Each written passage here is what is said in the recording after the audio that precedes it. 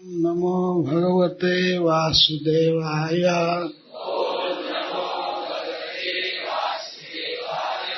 ओम नमो भगवते वासुदेवाय।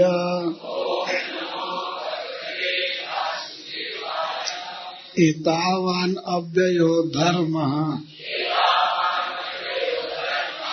पुण्यश्लोकैरुपासितः यो भूतः शोकहर्षाभ्याम् आत्मा शोचति हृष्यति। और श्लोक लिखा है ना, 10वां भी है ना। अहो दैन्यम अहो कष्टम पारक्यै क्षणभंगुरैः जन्नोपकुर्यात् अस्वार्थ है मर्त्य स्वज्ञाति विग्रह। धार्मिक नियम पुण्य श्लोकै अत्यंत पवित्र कहे जाने वाले प्रसिद्ध पुरुषों द्वारा उपासितः मान्य यह जो भूत जीवों का शोक दुख से हर्षाभ्याम तथा सुख से आत्मा मन सोचती पश्चाताप करता है हर्षति प्रसन्न होता है। और प्रभुपाद जी यदि कोई मनुष्य दूसरे जीवों के दुख से दुखी होता है और उनके सुख को देखकर प्रसन्न होता है तो पवित्र तथा परोपकारी महापुरुषों द्वारा ऐसे पुरुष के धर्म को अविनाशी माना गया है।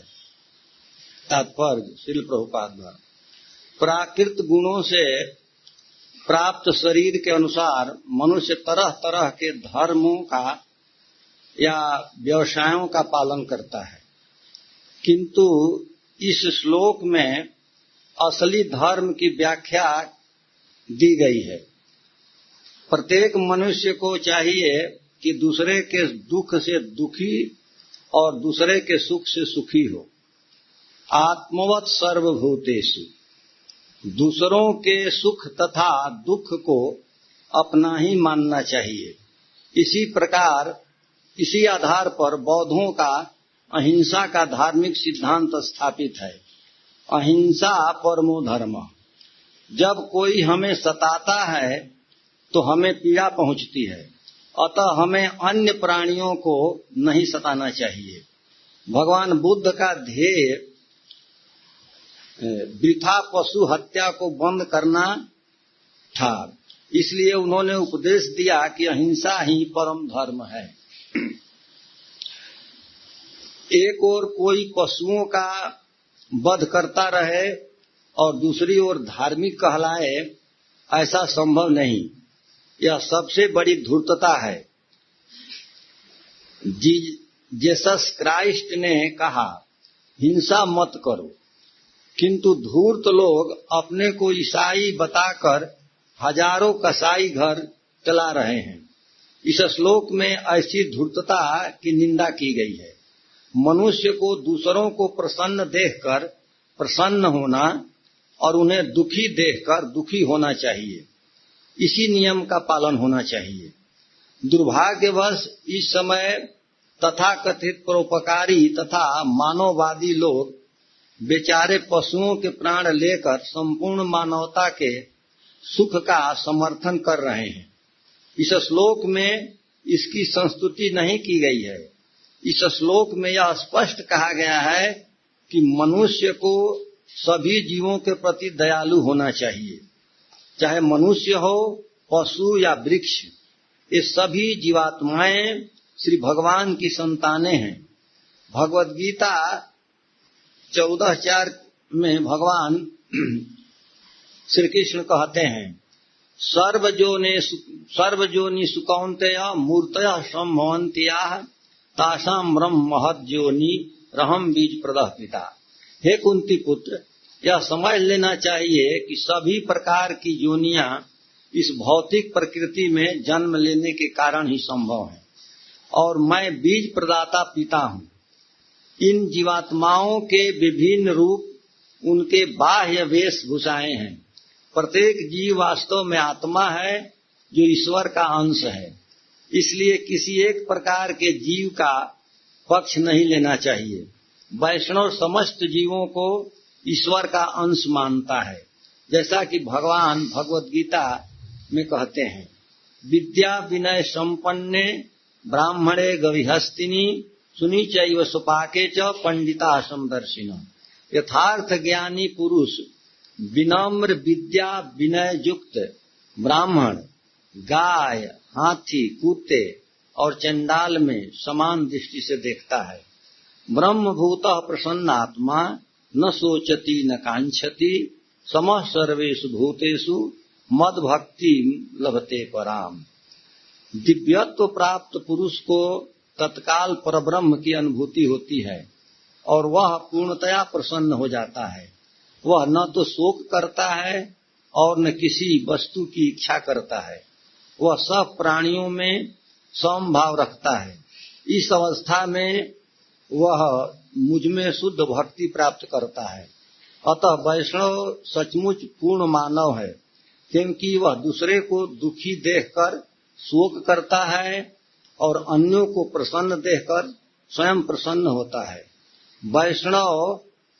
वैष्णव पर दुख दुखी होता है। वह बद्ध जीवों को भौतिकता से दुखी देखकर सदैव दुखी होता है। इसलिए वैष्णव सारे संसार में कृष्ण भावनामृत का उपदेश देने में सदैव व्यस्त रहता है। महोकष्टम पारक्य क्षणभंगुरै यन्नोपकुर्यात् अस्वार्थै मर्त्यः स्वाज्ञाति विग्रहै। अनुवाद और तात्पर्य श्रील प्रभुपाद के द्वारा अनुवाद। यह शरीर जिसे मृत्यु के पश्चात कुत्ते तथा गीदड़ खा जाएंगे, मेरे अपने किसी काम का नहीं है।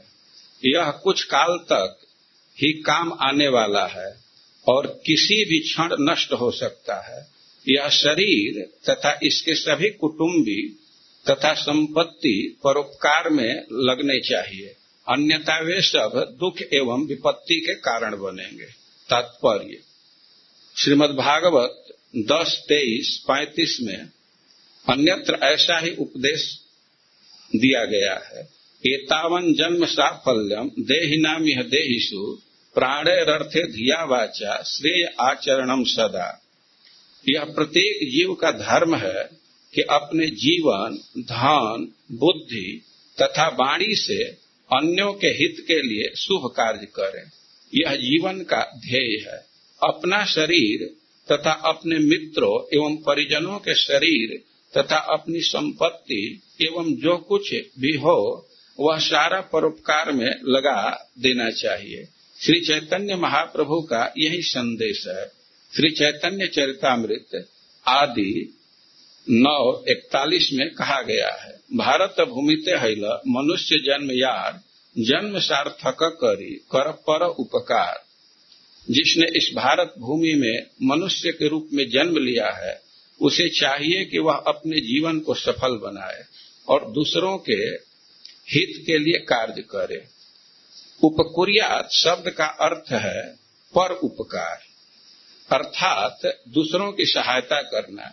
निसंदेह मानव समाज में ऐसी अनेक संस्थाएं हैं जो दूसरों की सहायता करती है, किंतु परोपकारी समाज सेवी यह नहीं जानते कि अन्यों की सहायता किस प्रकार की जाए। अतः उनकी समाज सेवा की लालसा प्रभावशाली नहीं होती। वे जीवन के चरम उद्देश्य श्रेय आचरणम को नहीं जानते, जो परमेश्वर को प्रसन्न करता है। यदि समग्र समाज सेवी तथा मानवतावादी गतिविधियां जीवन के उद्देश्य को प्राप्त करके श्री भगवान को प्रसन्न करने की ओर निर्देशित हों तब वे पूर्ण होंगी। श्री कृष्ण के बिना कोई भी मानवतावादी कार्य व्यर्थ है।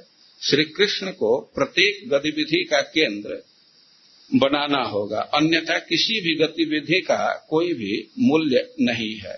जगत गुरु श्रील प्रभुपाद की।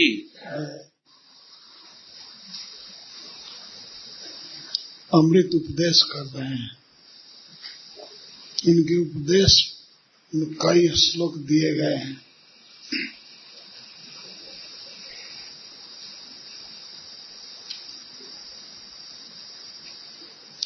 तो ये दधीची जी देवताओं से बात कर रहे हैं। एतावान अव्ययो धर्म, यही अविनाशी धर्म है, यही सनातन धर्म है। पूर्ण श्लोक है उपासिता, और इस धर्म का आचरण किया है बहुत श्रेष्ठ लोगों ने। पूर्ण श्लोक है, जैसे पूर्ण श्लोक महाराज युधिष्ठिर, नल महाराज, इनको पूर्ण श्लोक कहा गया है। इनकी कीर्ति परम पवित्र है। श्लोक का अर्थ होता है कीर्ति, जस, और पुण्य का अर्थ है पवित्र करने वाली। ऐसे ऐसे महापुरुष हो गए हैं जिनकी चर्चा सुनने से, जिनका नाम लेने से कोई व्यक्ति पवित्र हो जाता है। वे हैं पूर्ण श्लोक। दधीची मुनि अपने से पूर्व में हुए पुरुषों का जिक्र कर रहे हैं। पूर्ण श्लोक है। पवित्र कीर्ति महापुरुष जिस धर्म का आचरण किए हैं, वह धर्म क्या है? बस इतना ही धर्म है। एतावान, दूसरे प्राणी को दुखी देख करके मन में दुख हो और दूसरे को सुखी देख करके सुख का अनुभव करे, बस इतना ही धर्म है। एतावन अव्ययो धर्म, इतना ही धर्म है। एतावान बता रहा इतना ही। अन्यत्र एक जगह भगवान वेदव्यास देव ने कहा है इतना ही धर्म है। आत्मनः प्रतिकूलानि परेशान न समाचरे, जो अपने को दुख दे, अपने को अच्छा न लगे, वह काम दूसरे के प्रति नहीं करना चाहिए। आत्मनः प्रतिकूलानि परेशान न समाचरे। भगवान वेदव्यास देव ने कहा है 18वें पुराण में, सभी शास्त्रों में यही बात कही है। आत्मनः प्रतिकूलानि, जो विचार, जो व्यवहार अपने प्रतिकूल लगे वो दूसरे के प्रति नहीं करना चाहिए। किसी भी प्राणी को कुछ कष्ट होता है, कोई सुई चुभावे तो उसको कष्ट होगा, तो वही कष्ट दूसरे को नहीं देना चाहिए। तो यह अविनाशी धर्म है। अविनाशी धर्म का मतलब है वह धर्म जिसका फल अमर होता है, अक्षुण्ण होता है। इस जन्म में व्यक्ति धर्म का आचरण करेगा तो दूसरे जन्म में स्वर्ग प्राप्त होगा अथवा श्री भगवान का वैकुंठ धाम प्राप्त होगा, जो अविनाशी है। तो अविनाशी धर्म उसको कहते हैं जो अविनाशी लक्ष्य को प्राप्त करा दे, उसी को सनातन धर्म कहते हैं। एतावान अव्ययो धर्म। महर्षि दधीची जी कह रहे हैं एतावान इतना ही अविनाशी धर्म है। क्या? जीवों के दुख को देख करके दुखी होना और उनके सुख को देखकर सुखी होना, बस यही धर्म है। दूसरे के सुख को देखकर सुखी हो जाना और दूसरे के दुख को देख करके दुख का अनुभव करना, इतना ही धर्म है। एतावन शब्द बता रहा है, इतना ही, यही धर्म का सार है।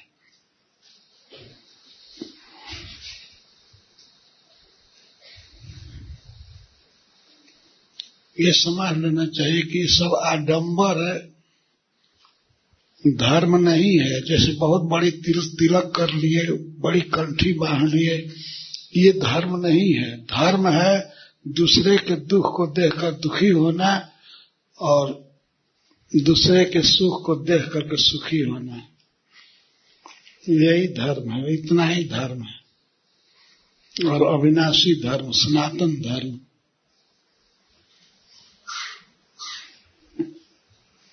श्रील प्रभुपाद जी लिखते हैं कि इस संसार में बहुत से धार्मिक लोग हैं, कहे जाने सबसे पहले उपदेश करते हैं कि जैसे क्रिश्चियन लोग मानते हैं कि हम क्राइस्ट के फॉलोअर हैं, लेकिन जीसस क्राइस्ट ने स्पष्ट 10 आर्डर में एक आर्डर दिया है, thou shalt not kill, तुमको किसी जीव की हत्या नहीं करनी चाहिए। पर ईसाई जगत में ऐसी हजारों संस्थाएं हैं जहाँ कसाई खाना खोले हुए हैं। पशुओं का वध करना और पशुओं का मांस खाना यह धर्म बना लिए हैं। यही समझते हैं लोग कि हम पशु वध करेंगे, मांस खाएंगे, यही धर्म है। उनको थोड़ा भी विचार नहीं है कि पशुओं को कितना कष्ट होता है। कसाई खाना ले जाने में किसी ट्रक में ठूस ठूस करके भरते हैं, ले जाने में दुख, पहुंच जाने पर बिना खाए पिए पशुओं को रखते हैं, पानी नहीं पिलाते हैं, भोजन नहीं देते हैं। पशु बिल्कुल छटपटाने लगता है। और उसके बाद कसाई खाना में जो यंत्र होते हैं, उन यंत्रों में उसको फंसा करके उसकी गर्दन काट देते हैं। जीवित अवस्था में ये सब उत्पात होते हैं, बहुत बड़ा अत्याचार करते हैं। लेकिन फिर भी वे बड़े बड़े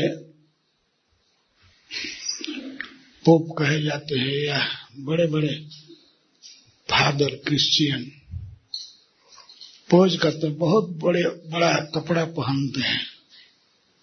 आप लोगों ने देखा होगा पादरियों का कपड़ा, बहुत फर्स्ट क्लास का कपड़ा पहनते हैं, जूता पहनते हैं और हजारों लोग प्रणाम करते हैं।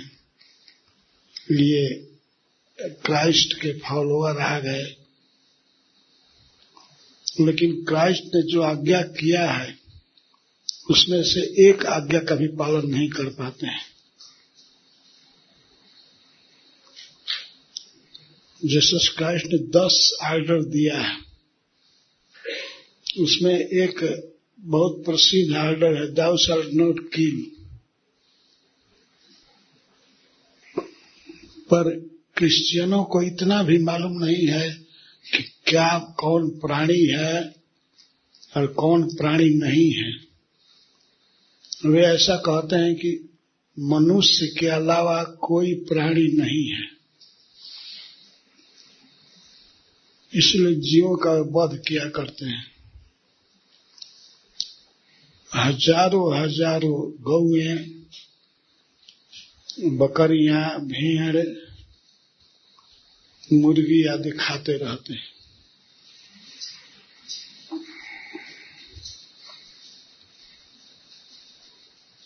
उन लोगों का ये इतना गंदा विचार है कि उनमें जीव नहीं है। गाय भैंस में, भेड़ बकरी में जीव नहीं है।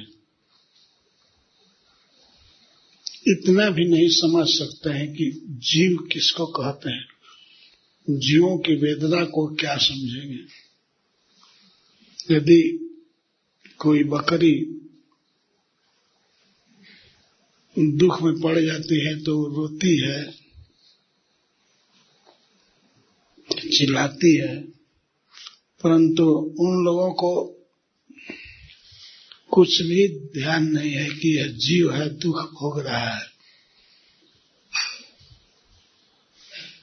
जीव में और निर्जीव में क्या अंतर है इतना तक मालूम नहीं है, फिर भी बड़े बड़े पुक बने हुए हैं, क्रिश्चियन लीडर बने हुए हैं। कितना बड़ा ज्ञान है। इतना भी मालूम नहीं है कि गाय में भी प्राण है, जीव है, वो भी सुख का अनुभव करती है, दुख का अनुभव करती है। उन लोगों को इतना ज्ञान ही नहीं है। बिल्कुल पत्थर जैसा कलेजा है।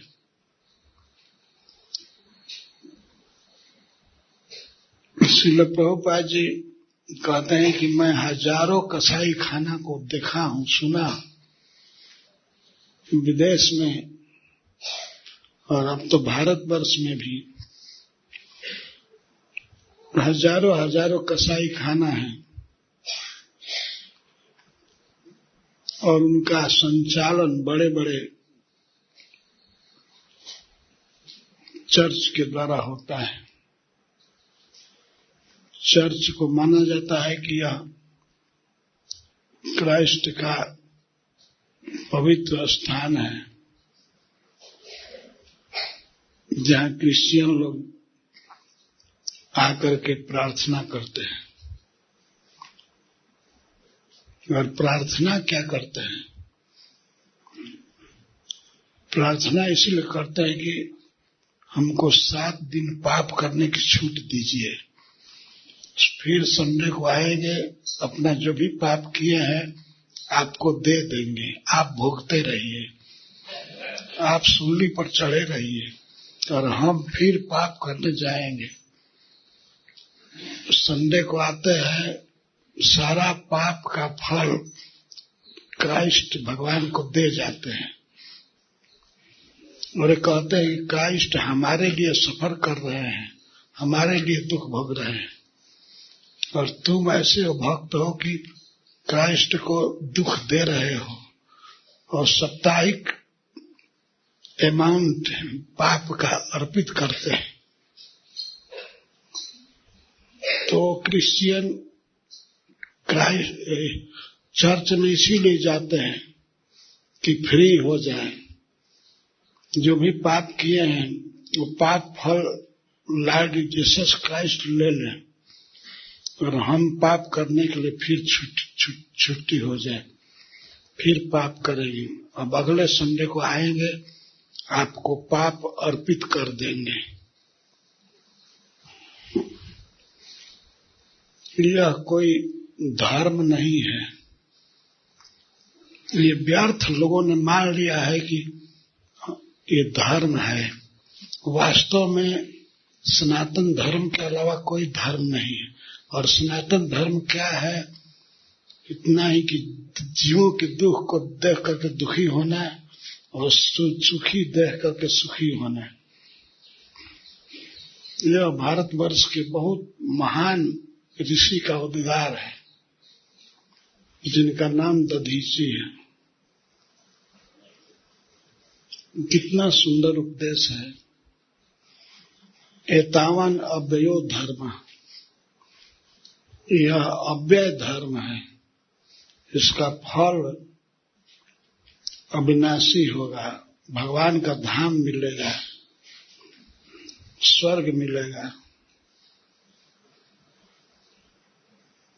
मन में दुख होना चाहिए दूसरे दुखी जीवों को देख करके,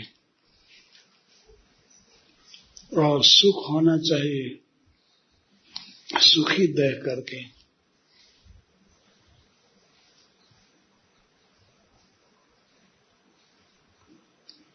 जैसे हम लोग गाय को देखते हैं, गाय खाना खाती है, घास खाती है, पेट भरा रहता है, तो किस तरह से वह अपने बच्चे को प्रेम से चाटती है, दूध पिलाती है, और दूध पीने के बाद बच्चा फुदकने लगता है, दौड़ता है, तो उसको देख करके स्वाभाविक सुख की अनुभूति होती है।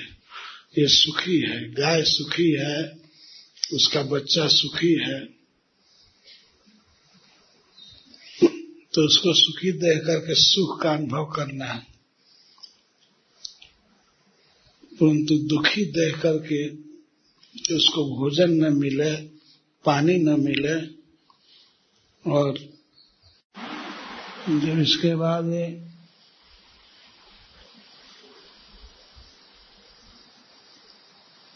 आनंद बाजार में जो अन्न बच जाता है, जिसको दुकानदार लोग फेंक देते हैं, गायों को डाल देते हैं, गायें भी जब नहीं खाती हैं तब वो अन्न सड़ करके नाली में बहता है, तो वही अन्न भात नाली से छान करके पत्तल पर रख करके रघुनाथ खाते थे, सड़ा हुआ अन्न जिसको गाय भी नहीं खाती थी। पानी में वो लाते थे, पानी में धो करके और भात को खाते थे, और नमक नहीं, कुछ नहीं उसमें। तो भगवान को तो सब पता है, वो पूछते रहते थे इस समय क्या कर रहा है रघुनाथ।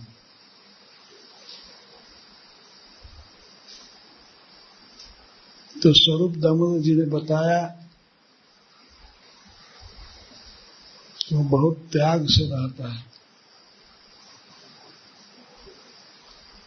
एक दिन चैतन्य महाप्रभु देख रहे थे कि रघुनाथ नाली से भात छान करके और फिर पानी में धो करके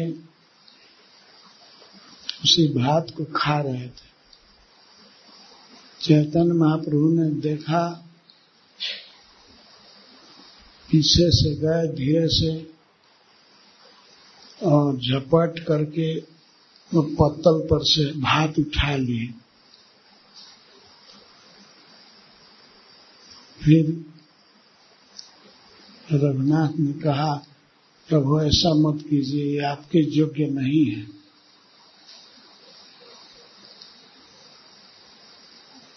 आप मत खाइए, आप मत खाइए। लेकिन चैतन्य महाप्रभु तो लेना था और लेकर के तुरंत भात को मुख में लगा लिए, खाने लगे। और जब रघुनाथ ने कहा कि आपके योग्य नहीं है, तब भगवान चैतन्य महाप्रभु ने कहा कि ऐसा मधुर प्रसाद मैं समस्त जीवन में नहीं पाया था, इतना सुंदर स्वादिष्ट।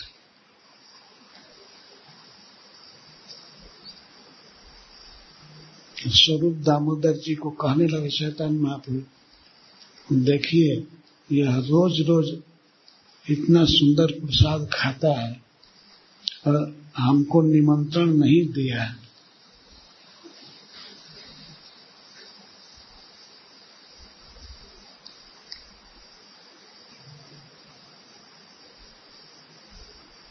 फिर स्वरूप दामोदर जी ने भी कह दिया कि नहीं, आपको ऐसा नहीं खाना चाहिए।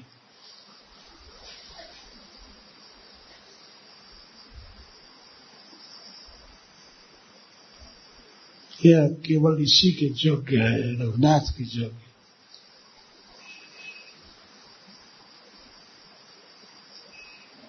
भगवान चैतन्य महाप्रभु ने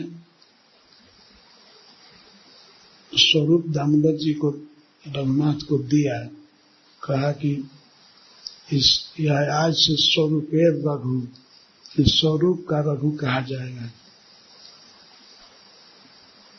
आप इसकी संभाल कीजिए। तो रघुनाथ इतने संकोचित थे कि चैतन्य महाप्रभु से कभी बात नहीं करते थे, कभी उनके तरफ देखते नहीं थे, सिर नीचा रखते थे बात करते थे। तो एक दिन चैतन्य महाप्रभु ने कहा स्वरूप दामोदर जी से कि आपका शिष्य हमसे बात भी नहीं करता है, आपसे तो जरूर करता होगा। तो स्वरूप दामोदर जी ने कहा कि हाँ, हमसे तो बात करता है, ये यही कहता है कि चैतन्य महाप्रभु हमारा घर छुड़ा दिए, तो अब हमारा क्या कर्तव्य है वो भी बताएं। तब डायरेक्ट चैतन्य महाप्रभु बोलने लगे रघुनाथ से कि रघुनाथ, मैं जो जानता हूँ इन्हीं की कृपा से जानता हूँ, स्वरूप दामोदर जी की कृपा से। ये बहुत बड़े विद्वान हैं, ये जो कुछ कहेंगे वही परम प्रमाण होगा।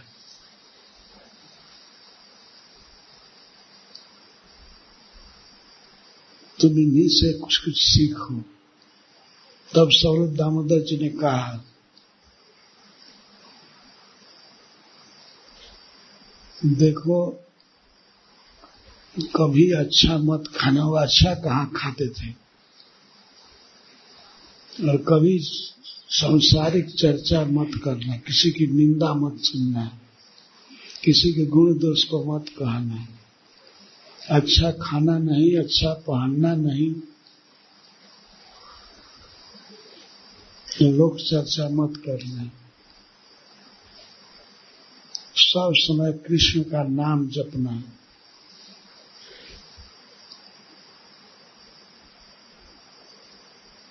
इतना बड़ा वैराग्य उन भक्तों में था, रघुनाथ दास के स्वामी। वे जब वृंदावन आए, राधा कुंड पर रहते थे, तो 24 घंटे में एक बार थोड़ा सा छाछ पीते थे।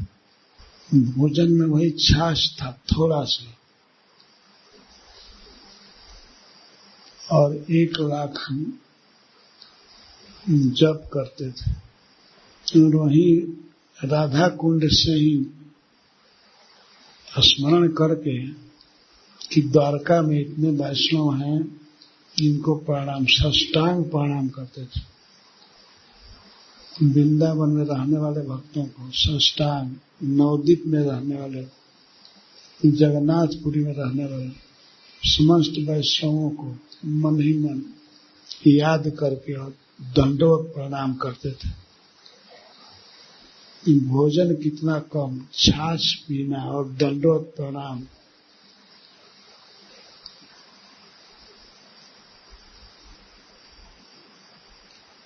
ऐसा लिखा कि 1000 दंडवत प्रणाम करते थे भक्तों को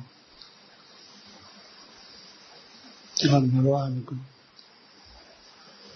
सदा नाम जपते थे। आप लोगों ने निश्चित भक्तों ने पढ़ा होगा मनः शिक्षा, उनका एक बहुत प्रसिद्ध है ग्रंथ है मनः शिक्षा, मन को शिक्षा।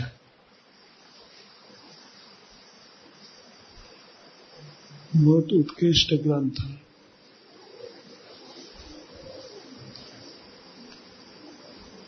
ग्रंथ लेखन करते थे, तीर्थों का उद्धार करते थे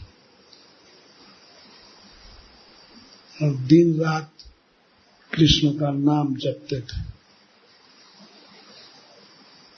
तो इस तरह रघुनाथ दास गोस्वामी थे।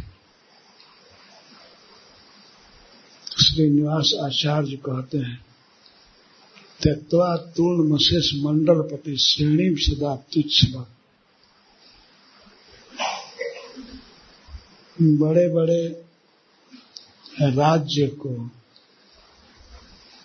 मंडलपति श्रेणी को तुच्छ समझ करके छोड़ दिए और भूतवा दीन गणेश कौ, और दीनों में अतिशय दीन बन करके, दीनों का राजा बन करके रहते थे। दीनों का राजा,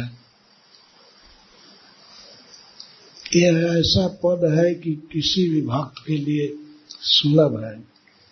दीन बनने में क्या दिक्कत है? न पैसा कमाना है और न कपड़ा अच्छा जुटाना है और न तो संन्यास लेना है, दीन बनना है। दीन गणेश को, दीन जनों में सबसे श्रेष्ठ।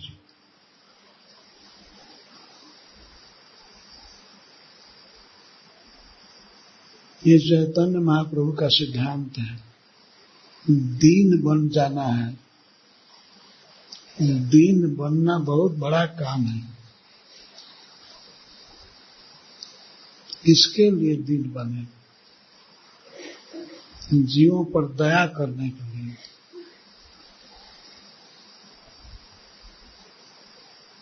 जीवों पर दया करने के लिए रूप ने अपना पद छोड़ा, सनातन ने पद छोड़ा है, रघुनाथ दास गोस्वामी ने धर्म छोड़ा है।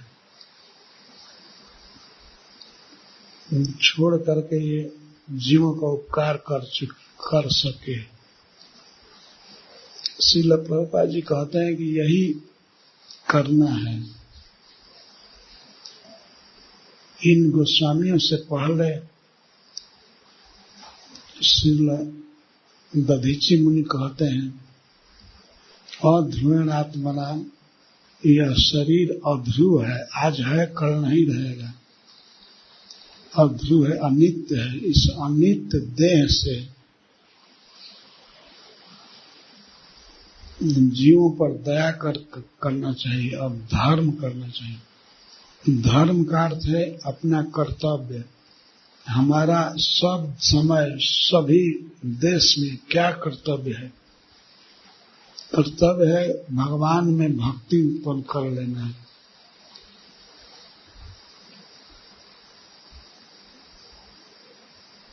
भक्ति होती है भगवान का नाम जपने से, प्रणाम करने से, तो यही कर्तव्य है। तो जो व्यक्ति अपने कर्तव्य को नहीं कर पाता है, भक्ति नहीं कर पाता है और जीवों पर दया करके अमर जस नहीं कमा लेता है, उस व्यक्ति पर वृक्ष भी सोच करते हैं। स्थावर जो एक जगह से दूसरी जगह जा नहीं सकते, जहाँ जन्म भगवान ने दिया है वहीं घाम सहते हैं, दुख सहते हैं, जाड़ा सहते हैं, आंधी सहते हैं, पर वे भी अपने अंगों से दूसरे का उपकार करते हैं। स्वयं भगवान कृष्ण कहते हैं, एक बार वे जमुना के तट पर गाय चराते हुए गए, बहुत दूर निकल गए। गर्मी का महीना था, धूप काफी थी। जमुना के किनारे भगवान चल रहे थे अपने सखाओं के साथ, 10 मित्रों के साथ।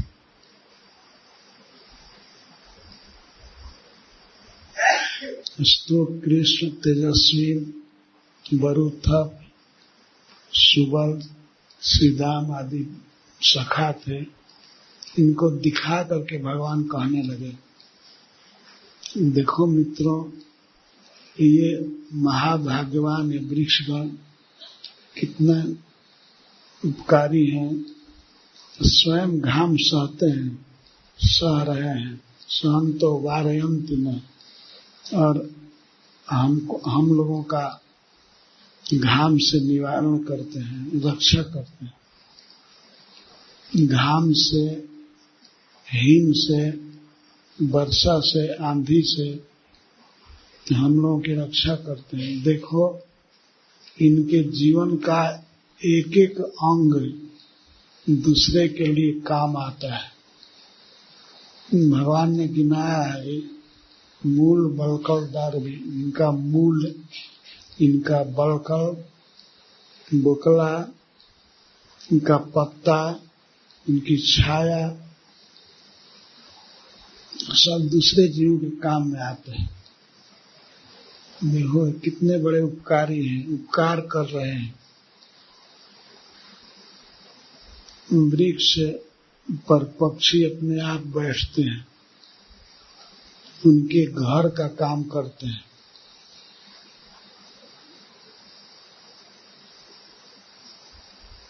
इनके शरीर का कोई अंग ऐसा नहीं है जो बेकार जाता है। यहाँ तक कि भस्म,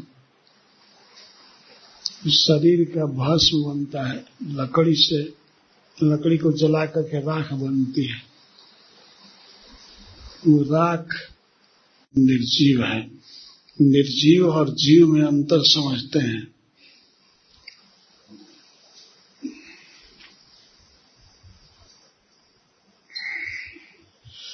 एक बार तर्क हो रहा था इस विषय पर कि कैसे पहचाना जाए कि जीव है, जीव नहीं है।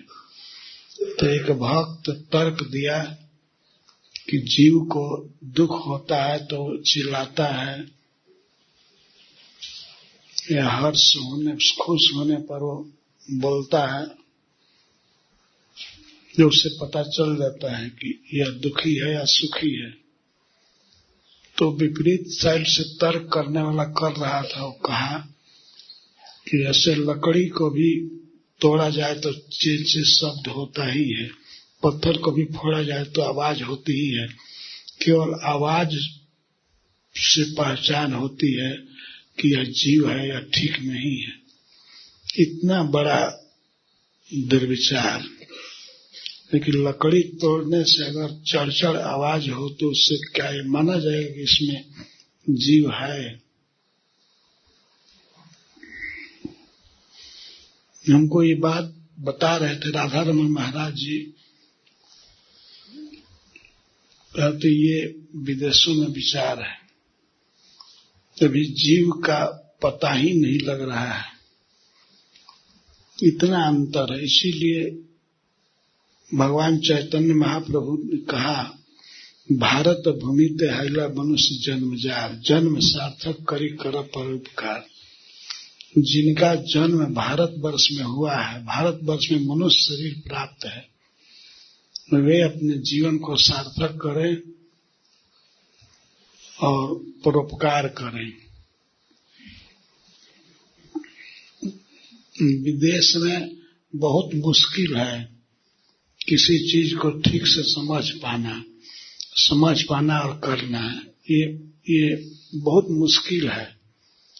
जहाँ के लोगों को यह बताना भी कठिन है कि जीव का क्या लक्षण है और निर्जीव का क्या लक्षण है, इतना भी पता नहीं है। वहाँ धर्म की शिक्षा क्या कोई देगा?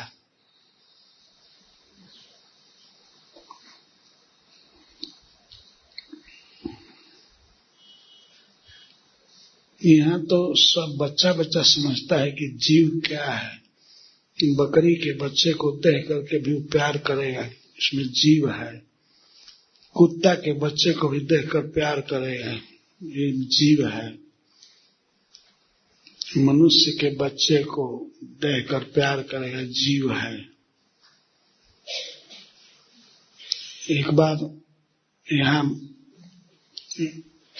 एक सभा में अकस्मात गोस्वामी तुलसीदास जी ने पूछ दिया एक मुसलमान से, बहुत प्रसिद्ध मुसलमान थे बादशाह अकबर के समय के, रहीम खान खामा। तो रहीम जी से पूछती है तुलसीदास जी ने कि ये हाथी अपने सिर पर धूल क्यों रखता है?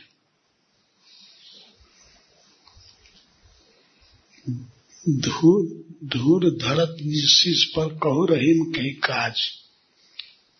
किस कारण से हाथी धूल को उठा करके अपने सिर पर डालता है? तब रहीम जी ने तत्काल उत्तर दिया, जहिरज मुनि पत्नी तरी सोई ढूंढत गजराज।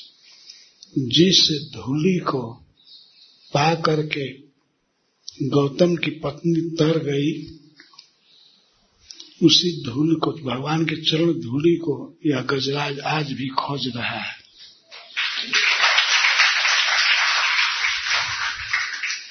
इतना सुंदर उत्तर दिया। यह केवल भारतवर्ष में जन्म लेने के कारण था। ऐसा पवित्र देश है। एक मुसलमान बोल रहा है कि जिस भगवान के चरण धूलि से गौतम जी की पत्नी अहिल्या तर गई, उसी धूलि को, चरण धूलि को गजराज अपने सिर पर डालता रहता है आज भी। कई हजार वर्ष बीत गए, कई लाख वर्ष बीत गए, फिर भी हाथी में यही प्रवृत्ति है कि वो चरण धूलि मिल जाए। इतना सुंदर उत्तर पाकर के गोस्वामी तुलसीदास जी खुशी से नाच उठे।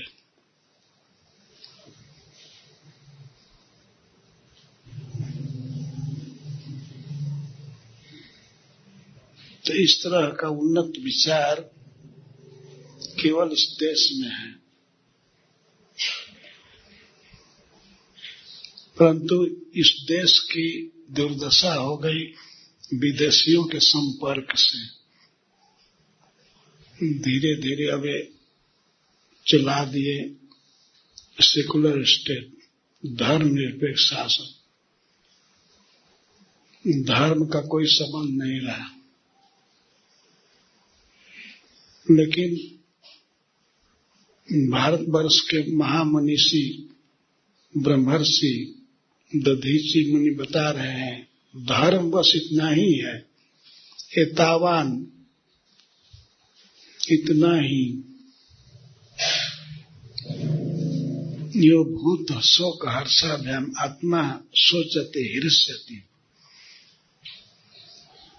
दूसरे जीवों के दुख को देख करके मन दुखी हो और उनको, उनके सुख को देख करके हर्षित हो, हृष्यति। यही इतना ही धर्म है। प्रायः हम लोग समझते हैं कि बहुत बड़ा तिलक कर लें, माला धारण कर लें, हम धार्मिक हो जाएंगे। लेकिन धर्म केवल इतना ही है, दूसरे को दुख, दूसरे को सुखी देख करके सुख अनुभव करना और दुखी देख करके दुख अनुभव करना।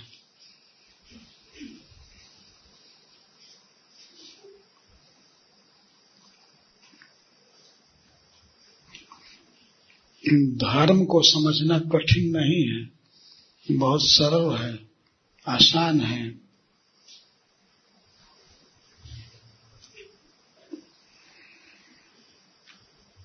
दूसरे को सुखी देख करके सुख का अनुभव करना और दूसरे को दुखी देख करके दुख का अनुभव करना, यही धर्म है।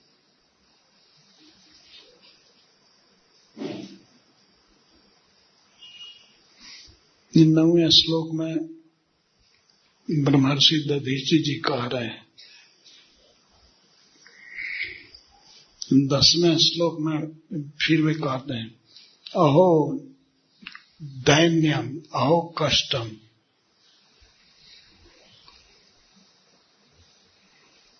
अहो दैन्यम अहो कष्टम पारक्य क्षण भंगुरे जन्नोपकुर्यात् अस्वार्थ मर्त्य स्वज्ञाति विग्रह।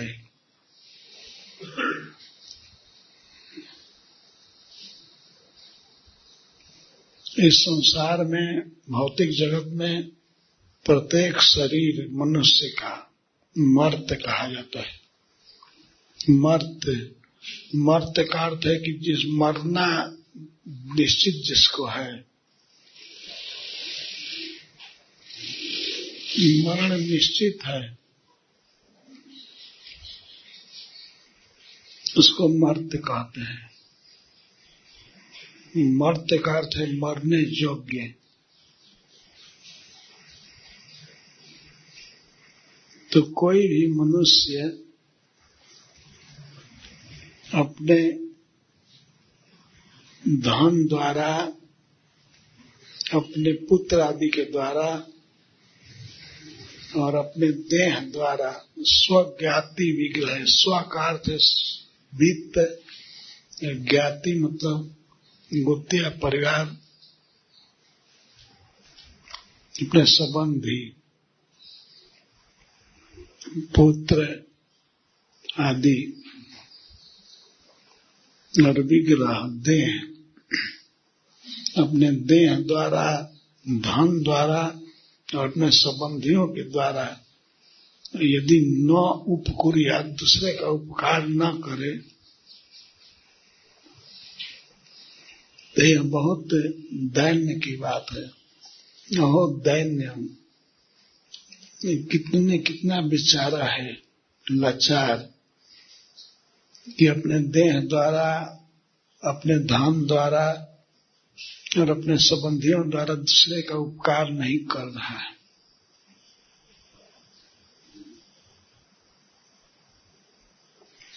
वास्तव में मनुष्य का शरीर मिला है केवल दूसरे का उपकार करने के लिए। यदि कोई उपकार नहीं करता है तो यह जीवन उसका दैन्यपूर्ण है। दैन्य केवल दुख भोगने के लिए है, हाय हाय करके जीने के लिए।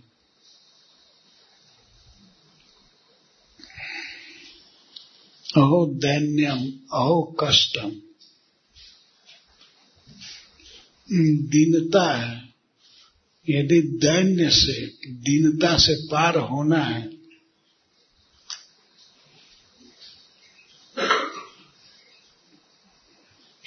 तो दूसरे के उपकार में लगना चाहिए।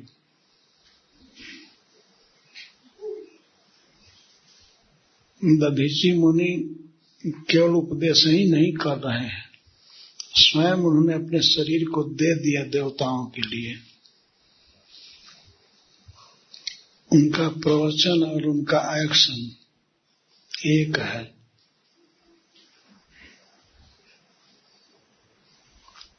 यह शरीर पारक्य, अंत में दूसरे के काम में आएगा। पारक्य अपने काम में नहीं आएगा, पारक्य ही। यदि किसी का शरीर किसी कारण से छूट जाए और उसे किसी अज्ञात स्थान में फेंक दिया जाए तो उसको खाने के लिए सबसे पहले कुत्ते आएंगे, सियार आएंगे। सियार रात्रि के समय आएंगे, कुत्ते और गिद्ध आएंगे खाने के लिए। तो शरीर अंत में उनके काम आएगा। इसलिए पारक के कहा गया, यह दूसरे का है, ये देह अपना नहीं है, क्योंकि इसके वास्तविक अधिकारी कुत्ते और गिद्ध हैं। उनका भोजन बन जाएगा।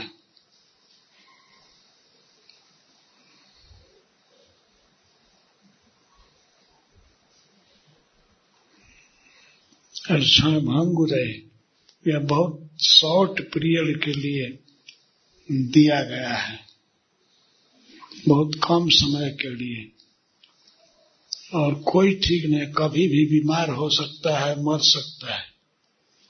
इसको क्षणभंगुर कहते हैं।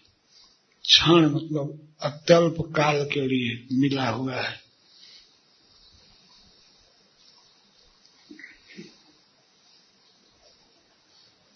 और गारंटी नहीं है कि यह इतना दिन रहेगा ही। ये कब नष्ट हो जाएगा कुछ भी पता नहीं है।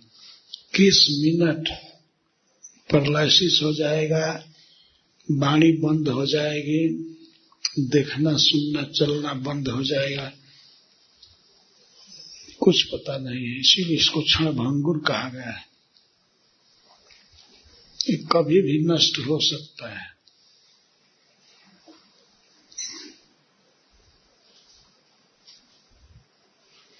और अस्वार्थ है या निज प्रयोजन शून्य है। ये अपने उपयोग में बिल्कुल नहीं आएगा, अपने काम में शरीर नहीं आएगा।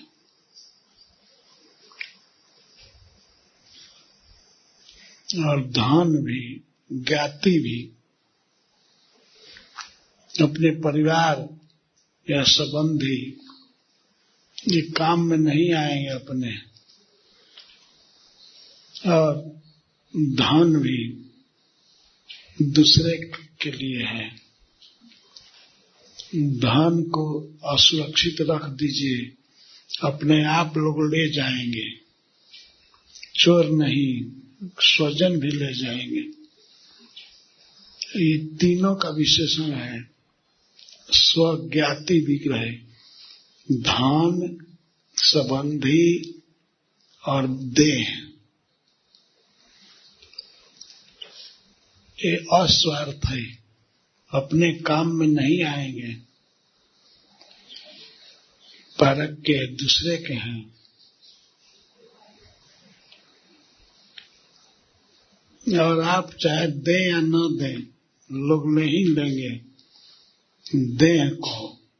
देह को तो कुत्ते ले लेंगे, नोच नोच के खाएंगे। और धन को सरकार ले लेगी या कोई भी व्यक्ति ले लेगा। और पुत्र आदि को दूसरे लोग ले लेंगे,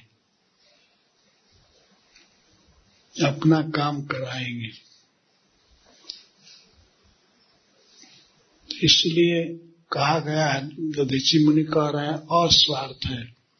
यह देह अपने उपयोग में नहीं आएगा, अपने लिए है नहीं।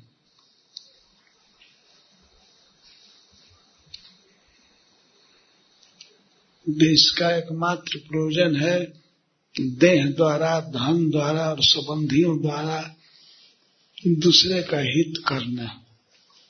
और ये उपकरण मिला है जीव को, मनुष्य को। उपकरण मतलब साधन। धन मिला है, देह मिला है और स्वजन मिले हैं। तो ये क्षणभंगुर हैं, कभी भी नष्ट हो जाएंगे। परिवार के संबंधी का कभी भी मन बदल जाएगा, कभी भी साथ छोड़ देंगे।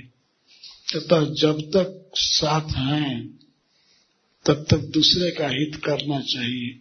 अपने भाई द्वारा, अपने पुत्र द्वारा, अपने मित्र द्वारा, संबंधी द्वारा, अपने धन द्वारा और अपने देह द्वारा। धन भी चला जाएगा, देह भी चला जाएगा। ये सबके लिए क्षणभंगुर शब्द का प्रयोग कर रहे हैं। जब जाने वाला है और कभी भी चला जाएगा, इसलिए जब तक है तब तक दूसरे का उपकार करना चाहिए।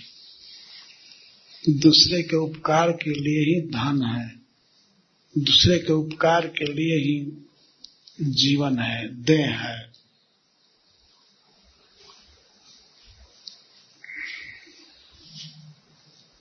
यदि कोई उपकार नहीं करता है तो उसका जीवन दैन्यपूर्ण है। अहो दैन्यम, लाचार जीवन है, केवल दुख भोगने के लिए है। इसीलिए दैन्य और कष्ट दोनों शब्द का प्रयोग कर रहे हैं महर्षि दधीची। अहो दैन्यम, अहो कष्टम, जत न उपक्रिया, जो दूसरे का उपकार नहीं करता है, ऐसा जीवन दैन्यपूर्ण है। लाचार जीवन है, दुखपूर्ण है। बहुत सुंदर उपदेश है कि यह देह है, स्वजन, धन सब पारक के हैं, दूसरे के हैं।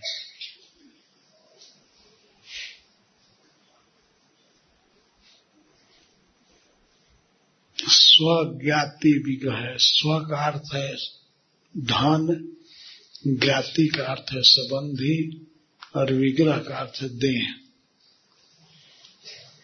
विचार करके देखा जाए, धन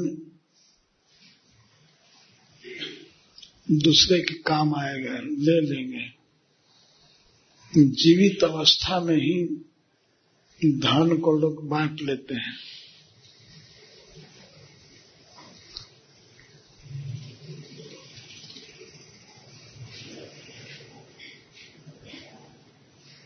कोई व्यक्ति यह सोचे कि धन है तो मैं इससे सुख से खाऊंगा, पहनूंगा,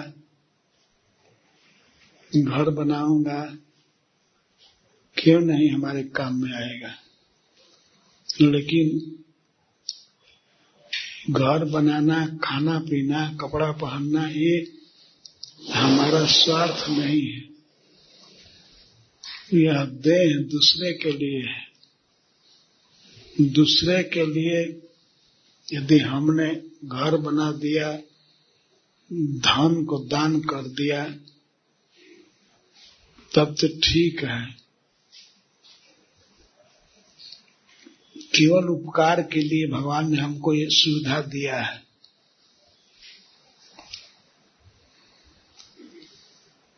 अतः हर एक दिन, हर एक वर्ष, सब स्थान पर दूसरे का हित कैसे होगा यही सोचते रहना चाहिए और वैसा काम करते रहना चाहिए। दूसरे का उपकार करना है। अब दूसरे का उपकार सबसे बड़ा यही है कि भगवान का नाम सुनाया जाए सबको, भगवान की कथा कही जाए, भगवान के बारे में बताया जाए। कृष्ण के बिना सभी दुखी हैं। कृष्ण को प्रसन्न करना यही जीवन का मिशन है, उद्देश्य है।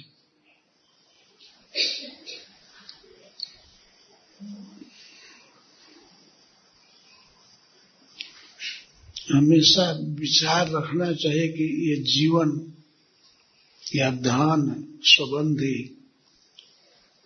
ये चलायमान है, अनस्थिर है।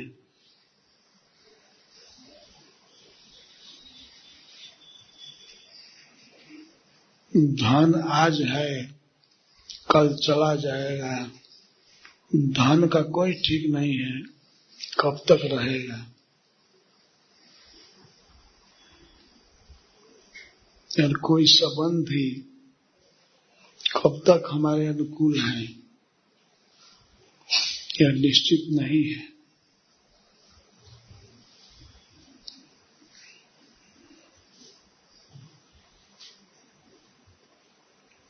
देह का ही निश्चित नहीं है तो धन और संबंधी तो कहना ही क्या है। दधीची मुनि का उद्गार है, कह रहे हैं देह, धन और संबंधी ये सब क्षणभंगुर हैं, अस्वार्थ है, अपने काम नहीं आएंगे। इनका सबसे बेस्ट यूज है परोपकार करना, दूसरे के हित में इसको लगा देना, और वो भी जल्दी, क्योंकि कब नष्ट हो जाए कोई पता नहीं। अतः जल्दी से जल्दी उपकार के काम में लगना चाहिए।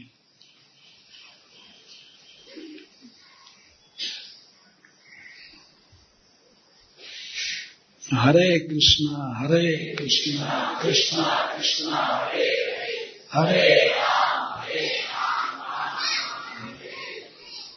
एक ऐसे ऋषि का उद्गार है जिन्होंने अपने जीवन को दे दिया देवताओं के लिए, सारे विश्व के हित के लिए।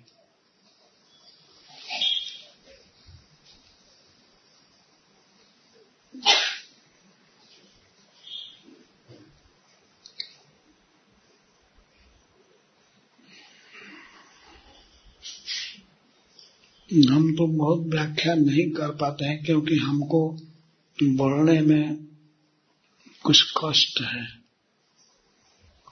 आप लोग विद्वान हैं, समझेंगे इसको, भागवत के इस श्लोक को समझिए और उपकार में लगिए। जय श्री प्रभुपाद।